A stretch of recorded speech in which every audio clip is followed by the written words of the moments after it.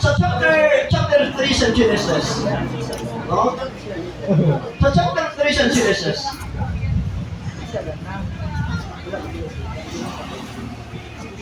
Sa record ba na sa fall of man? Pag sining sa yawa nga, tuod man, ang yawa nga nagsunod sa manog. Okay? Ang yawa, nagsunod sa manog. Nga nagsunod ang yawa sa manog.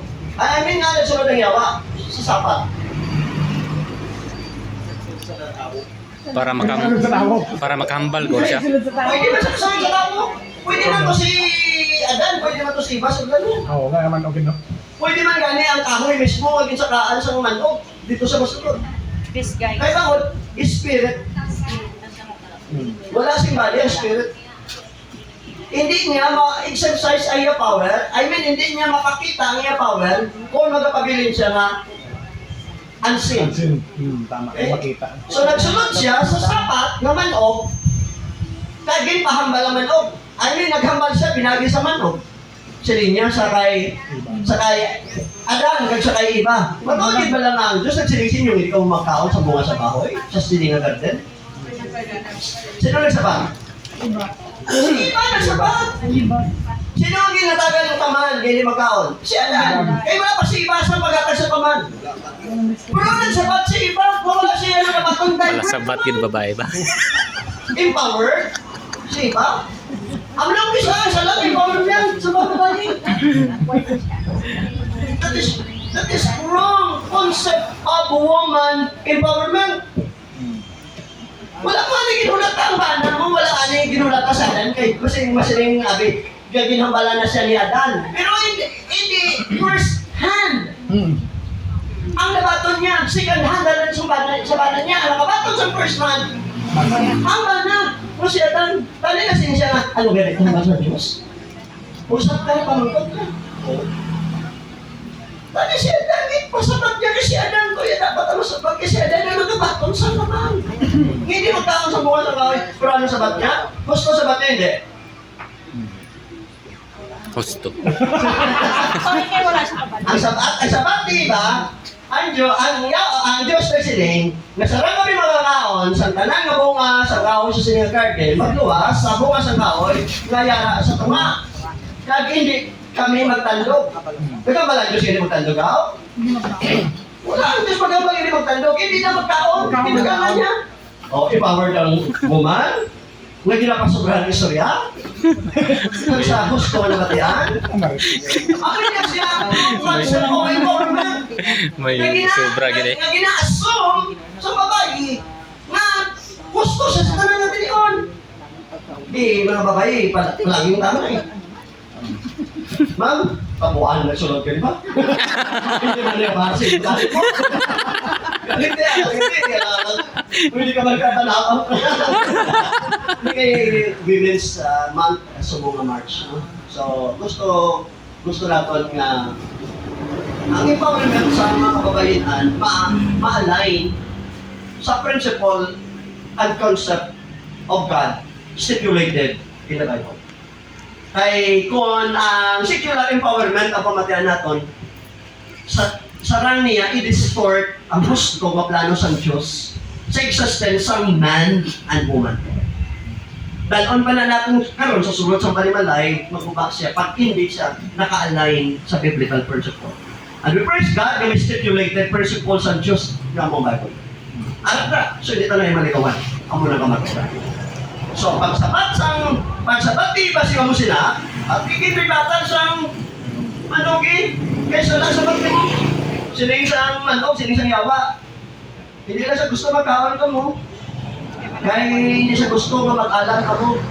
Pag mangitangay sa iyak ka mo sa iya.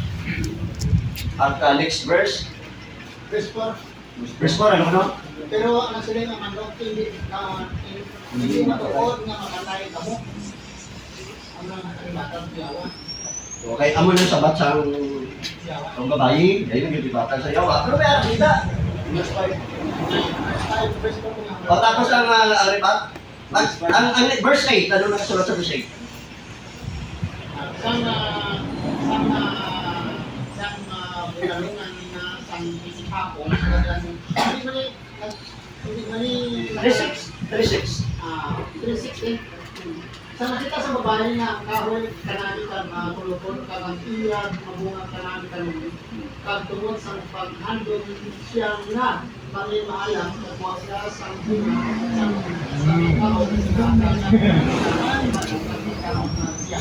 So pag ang una nga nagkaon sa bunga nga gindilit sa Dios ang mo babayi. Pero ang una nga nakasala ang mo lalaki.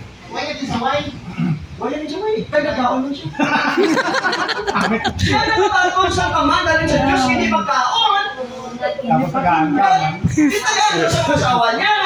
Nagkaon siya. Pero wala yan higin sa kaibanan niya. Ang nagkita ako ang pagpalangga, mabisa ng kalainan, pag hindi maayo, hindi mo pagtunggan, kaya hindi mo pagsawayo. Ang pagpalangga, yan may boundary.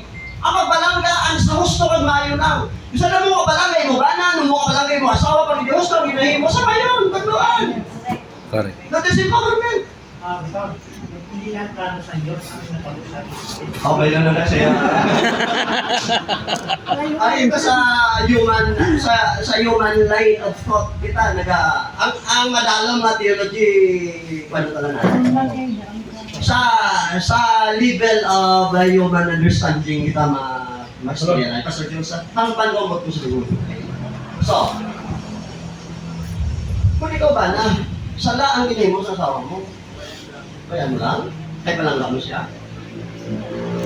Parang kaya din mo siya ibang halimitan sa iya. Binuha sa gusok niya, ang ginimo, mga partner niya, siya ba? Bago pa lang sila, mga asawahay, bago pa lang sila nag-uplanay. Honeymoon stage! Pakinggan ba yung asawa mo? Basikot eh! Sa kwarto mo lang. Honeymoon stage! Pero, tandaan ka, basta na gani, makagugba sa plano ng katuyan sa Diyos, ang tatlong gito, ang tinguhan. Amen. Hindi naman naman perfect. May mga tiniwan nga kasipiyat kita, pero dapat ang mindset natin is to always do what is good and what pleases God. Masipiyat man kita, pero sa kapag mabalik kita sa sinangang mindset rin. Kaya kung hindi tapag, pagbalikan ang mindset to always do what is right. Eh, kapag gusto na kita pag gusto na lang kita sa sarili gusto.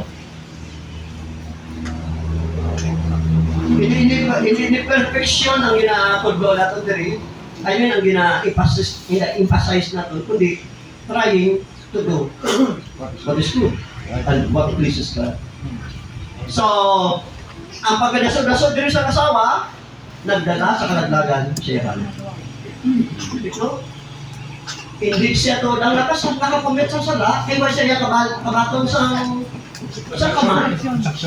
Yung instruction hindi pagkaon, ba nayayang din yung balat sa Diyos, hindi pagkaon, kaya wala pa siya pagkatag sa Diyos ang kamay, ko siya eh. So, kung ginambalan man sa niya, dancing ang musina, pwede tayo ma-justify nga, innocent siya. Kaya wala niya mabagyan niyang direct na word sa Diyos, basimuhin mo lang din niya sa banang ko, hindi ko yung pati, basimuhin mo lang na. Pero ang iyang abrupt response, sige, sa natalupang na niya, nga bukas ang kahoy, manami tulupon. Sabi niyo, ano ang ala, dira? Nga mabasa natin sa siring ni Jesus sa John, Book of John, do not love the world. Kaysa siniya kami po ang lust of the eyes, lust of the flesh, and pride of life. Ara, dito na nag-umpisa. So nakita niya, nga manami ang bunga tulukon, that is, lust of the eyes. Kagkanan, hanapit ka unon, lust of the flesh. Kad, makahatag siyang kaalam, right? Natentar siya, nagkaon siya. Kaya ginatagan niya ba na, niya kag nagkaon man siya. Ayan. Natabo ang ginatawag na fall of man. So napukan, ang tao. So pwede ka mabasa ng babae sa pagtapukan sa lalaki? Kung basa lang ng babae, masali naman ng babae, ay, So, ano ba nakababae ka sonsyon sa inyo kung may prinsipyo ka mo, hindi ka mong dala. Ayun na yung bawal siya, babae lang. Tapatasang malaki yung power man. Pinapinagit sa pong, nakadamdamo sa panimalay na ang empowered ang asawa sa sabana. Amot ko mo ang mga empowered wife sa empowered husband.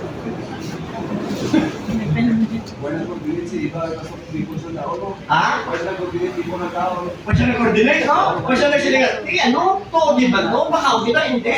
Kaya yung concern pa na yan. Wala submission. Di ba matiyan niya? Yawa? Kagin, fokusan niya, ang nakita. Nabaliwala niya, ang yabana. Hindi ba lang kung importante siya mong isa ka persona? Kung importante siya mong isa ka persona, hindi mo siya mabaliwala. Involved ka sa iyong desisyon, involved sa iyong plano, involved siya sa iyong action. So, fish one day.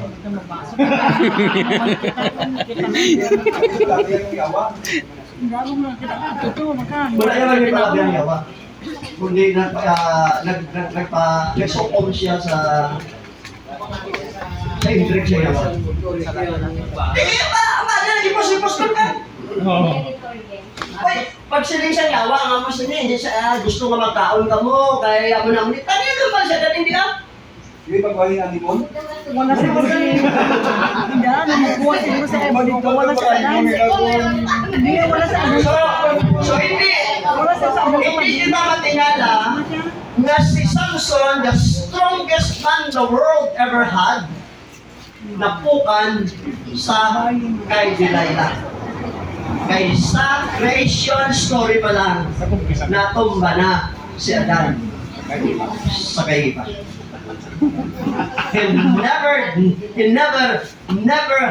Never disagree sa ginimo sinasama. Wala siya nag-resist. Why? Amo nang silingan, love is blind that lovers cannot see. So, nung learning ka, nanilihan o learning ka, gusto ano ka palang gamoy mo partner? Imitasyon, pagka hindi namin, hindi gusto. Akala may talaga mo si kay Tony, dayon, gusto yan ni mag-advise to kag kung gusto ka na assurance to kag na is blessed nga this is a yes, okay lang siya, kay lang ko siya.